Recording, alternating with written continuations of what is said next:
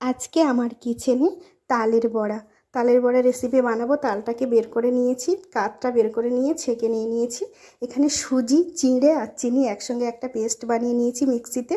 তারপরে এখানে সব একসঙ্গে দিয়ে দিলাম, দিয়ে এর মধ্যে ময়দা দিয়ে দিচ্ছি, আর দিয়ে দেবো সামান্য লবণ অ্যাড করে দেবো, আর দেবো সামান্য কালো জিরে, আর কিছুই দেবো না। দিয়ে এটাকে খুব ভালো করে একটা বেটার বানিয়ে নিয়েছি, একটু ঘন টাইপের বেটারটা বানিয়েছি। এবার কড়াইতে তেল দিয়ে আস্তে আস্তে করে বড়ার আকারে এগুলোকে ছেড়ে দেবো।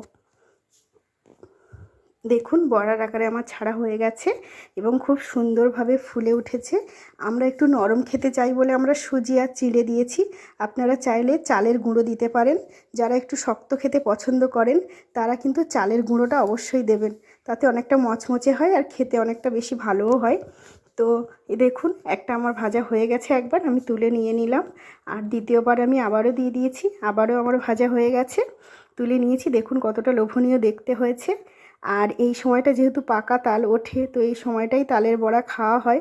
সবাই কম বেশি খুব ভালোবাসে তালের বড়া খেতে। তো আজকে রেসিপিটা কেমন লাগলো আমাকে জানাতে ভুলবেন না। সবাই ভালো থাকবেন, সুস্থ থাকবেন।